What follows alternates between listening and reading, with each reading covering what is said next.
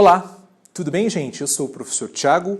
Essa é a aula 8 da frente C. A gente continua falando sobre texto dissertativo argumentativo. Se você ainda não assistiu a aula 7, dá uma olhadinha lá. Lá a gente fala sobre a natureza do texto argumentativo, a gente fala sobre as suas características estruturais, a gente fala sobre estilística. Essa aula 8 é uma continuação da aula 7. Então, se você ainda não assistiu, dá uma olhadinha lá, ok? Então, gente, continuando o nosso papo sobre texto dissertativo argumentativo, que é um texto de opinião. Então, a gente já sabe que o texto dissertativo argumentativo, ele tem um caráter predominantemente opinativo. Ele carrega informações, né? Ele tem também um caráter informativo, mas ele tem um caráter predominantemente opinativo. É preciso que se assuma um ponto de vista. Do ponto de vista estilístico, o texto do gênero dissertativo argumentativo faz uso de uma linguagem padrão, não é isso? E é um texto que tem uma linguagem impessoal. Hoje, a gente vai falar basicamente sobre o que compõe um texto dissertativo argumentativo, qual é a estrutura de um texto dissertativo argumentativo. O que um texto dissertativo argumentativo precisa conter, quais são as suas seções, ok? Como é que a gente organiza um texto dissertativo argumentativo? Gente, aqui a gente vai recorrer a uma estrutura que é muito tradicional, que é aquela estrutura tripartida, introdução, desenvolvimento e conclusão. Ela vale para boa parte dos textos do gênero dissertativo argumentativo. Ela só não vale exatamente dessa forma para o texto do Enem. Tá? O texto do Enem ele precisa de uma estrutura própria por conta lá da proposta de intervenção, enfim, a gente já falou sobre isso e a gente volta a falar sobre isso também, tá? Mas por enquanto, vamos nos concentrar aqui principalmente nessa estrutura tripartida. Então vocês, desde o ensino fundamental, né, vocês têm conhecimento de que um texto do gênero dissertativo argumentativo, ele se divide em três partes: introdução, desenvolvimento e conclusão. Ok? Vamos entender o que compõe cada uma dessas seções, beleza? Começando, gente, claro, pela introdução. A introdução, ela não recebe esse nome à toa, né? A abertura do texto, portanto, corresponde ao primeiro parágrafo, no caso de textos mais curtos, ou aos primeiros parágrafos de um texto mais longo. Tá? Se você está lendo, por exemplo, um romance, você está lendo uma obra, gente, de caráter jornalístico, científico, a gente pode ter uma introdução que se estenda aí ao longo de capítulos, ok? Mas como a gente está trabalhando com redação escolar, enfim, a gente fala aí de parágrafos, beleza? Então a introdução é um parágrafo, às vezes dois. Dificilmente, gente, num texto de 30 linhas como o Enem, você vai usar mais de 2 parágrafos para uma introdução, ok? Então ela corresponde aos primeiros parágrafos de um texto. E o que uma introdução precisa ter? Basicamente, ela precisa apresentar o tema da redação de forma clara, direta e objetiva, sem recorrer a clichês, sem recorrer a jargões. Eu sempre recomendo que vocês sejam muito diretos nesse sentido, tá? Boa parte, gente, dos vestibulandos, dos alunos aí que prestam concursos vestibulares, fazem uso de expressões que já se desgastaram. São aquelas expressões que a gente não recomenda, como atualmente, nos dias de hoje, enfim. Eu sugiro que vocês sempre deixem de lado essas expressões e sejam bastante taxativos no início do texto, que vocês apresentem o texto de forma direta e eu já vou mostrar um exemplo de como isso é feito. Beleza? Então a apresentação do tema aqui, gente, é fundamental. O leitor do seu texto, ele precisa já saber nos primeiros parágrafos do que vai tratar esse texto, né? Então você situa esse tema, apresenta o tema ao leitor, ok? Em alguns casos, gente, veja, isso não é regra, mas isso casa bem com alguns gêneros, com algumas propostas. No caso do Enem, gente, é muito importante que você coloque, né, a tese nos primeiros parágrafos. E o que é a tese? Uma opinião que se lança sobre o tema. Né? Lembrem que o texto dissertativo, argumentativo, é um texto de opinião. E é importante que essa opinião apareça, no caso do Enem, nos primeiros parágrafos. Em outros casos, claro, a gente sempre tem que olhar o enunciado, né? A gente tem que sempre entender os comandos do enunciado, mas em outros casos a gente pode colocar a tese logo no início do texto, o que é importante. Beleza? Então vamos lá, gente. 2 exemplos vai aparecer aí para vocês. Vamos lá. Desde o início da expansão da rede dos meios de comunicação no Brasil, em especial rádio e televisão, a mídia publicitária tem veiculado propagandas destinadas ao público infantil. Tá? A introdução aqui continua. Perceba que eu coloquei em destaque, coloquei aí em amarelo esse trecho, porque justamente é aqui que se apresenta o tema pela primeira vez. Veja, gente, nas primeiras linhas, de forma muito clara, tá? Se você assistiu agora há pouco a aula 7, você vai lembrar que a gente usou como exemplo o Enem de 2014, né? Que é justamente o Enem que tinha como tema lá a publicidade infantil. Perceba que esse tema ele já aparece aqui logo nas primeiras linhas. Perceba também que esse texto ele não faz uso de nenhum clichê, jargão, ele é bastante direto, taxativo, não é isso? Ele faz uma espécie de apanhado histórico, mas de forma muito breve, para já introduzir o tema, ok? Agora vamos ver um outro modelo de introdução que mostra, além do tema, já o ponto de vista. Vejam lá.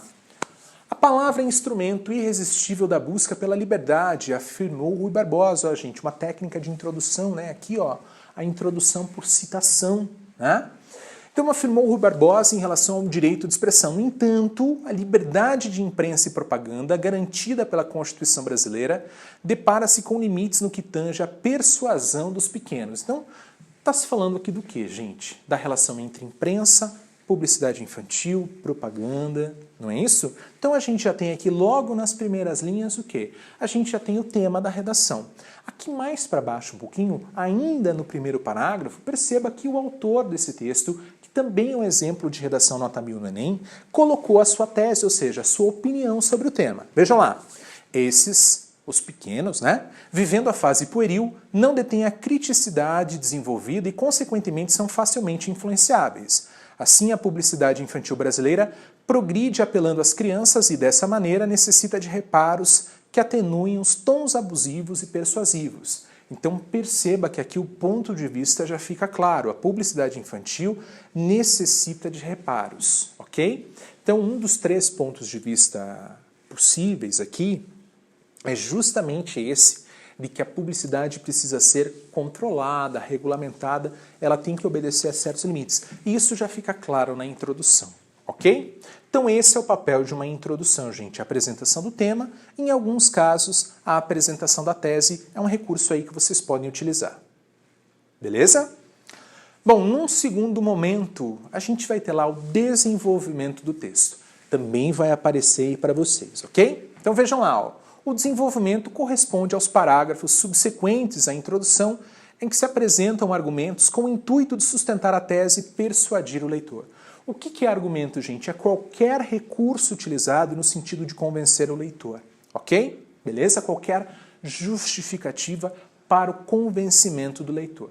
Ó, peguei esse trecho lá do material da cartilha do INEP. Vejo algumas estratégias argumentativas recomendadas, gente, pelo próprio Ministério da Educação para que você utilize no Enem ou em outras redações, em outras provas e exames. Vejam lá, você pode usar exemplos, você pode usar dados estatísticos, muito importante, ok? Lembre que se a gente usa dados, a gente também tem que citar a fonte, pesquisas, fatos comprováveis por meio de relações lógicas, retórica, argumentação, é isso, gente? Citações, ou depoimentos de pessoas especializadas é o que a gente chama de argumento de autoridade. Sempre importante trazer a opinião de pessoas que estudam o tema, dedicam as suas vidas à compreensão de um determinado tema, não é isso? Pequenas narrativas ilustrativas, veja, pequenas narrativas são histórias, fatos que se narram para justificar um ponto de vista. Alusões históricas, muito importante esse conhecimento, essa bagagem cultural que vocês trazem das outras áreas, história, geografia, filosofia, enfim.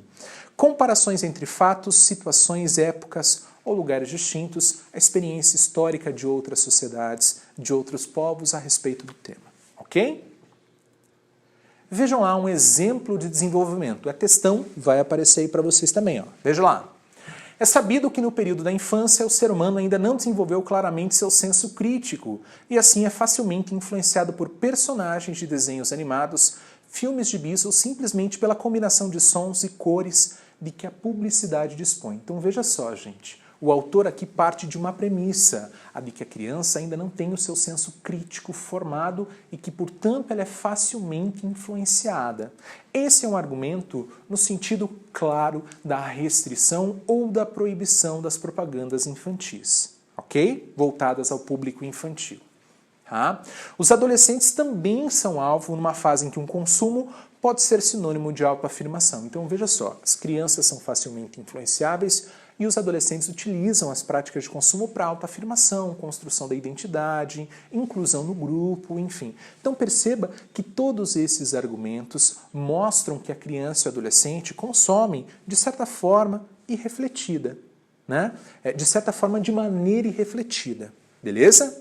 Ciente desse fato, a mídia cria os mais diversos produtos. Então veja, gente, são informações, são aqui itens que contribuem para a defesa de um determinado ponto de vista. É isso que se espera de um desenvolvimento, ok?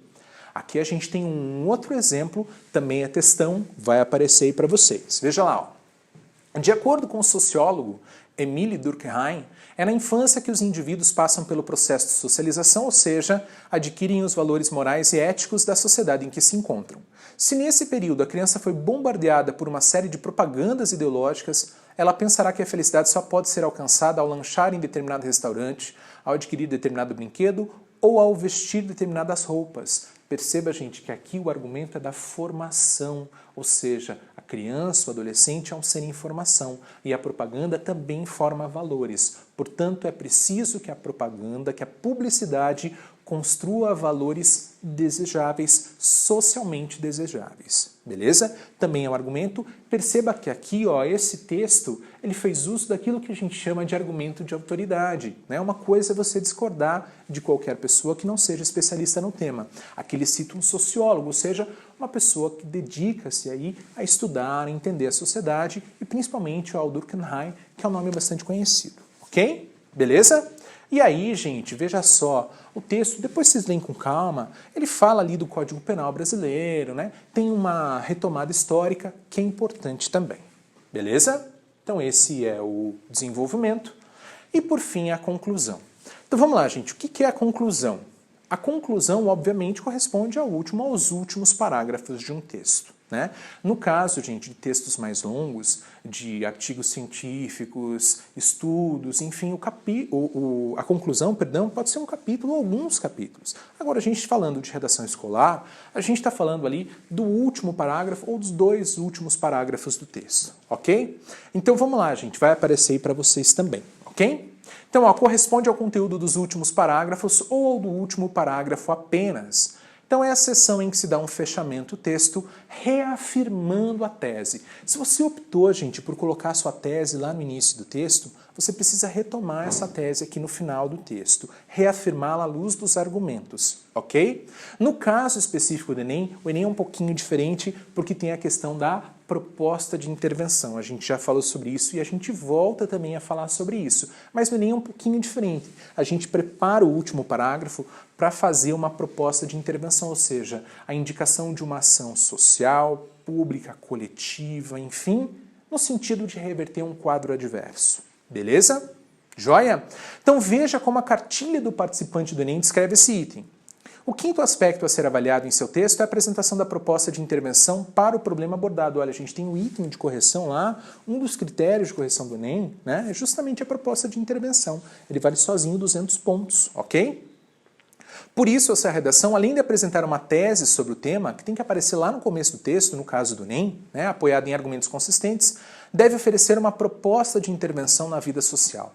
Essa proposta deve considerar os pontos abordados na argumentação. A proposta deve manter um vínculo direto com a tese defendida do texto e demonstrar coerência com os argumentos utilizados, ok? E tem importante aí, coerência, gente, fala da unidade dos argumentos, uma unidade ideológica do texto. Beleza? Então, exemplo de conclusão, mesmo tema, publicidade infantil, Enem 2014. Vejam lá. A legislação brasileira necessita, portanto, continuar a romper com as barreiras impostas pela indústria publicitária, a fim de garantir que o público supracitado não seja alvo de interesses comerciais por sua inocência e fácil persuasão. Ó, a inocência e a fácil persuasão foi citada lá atrás, né? A gente está usando o mesmo exemplo, gente. No âmbito educacional, as escolas devem auxiliar na formação dos cidadãos com discernimento e capacidade crítica, ou seja, existem dois agentes importantes aqui, né? A legislação brasileira precisa restringir essas propagandas e a escola também tem o seu papel, o que a gente chama de agentes sociais, né? Citados aí. Desta forma, é importante que sejam ensinados e discutidos nas salas os conceitos de cidadania, consumismo, publicidade, etc., adequando-os a cada faixa etária, ok?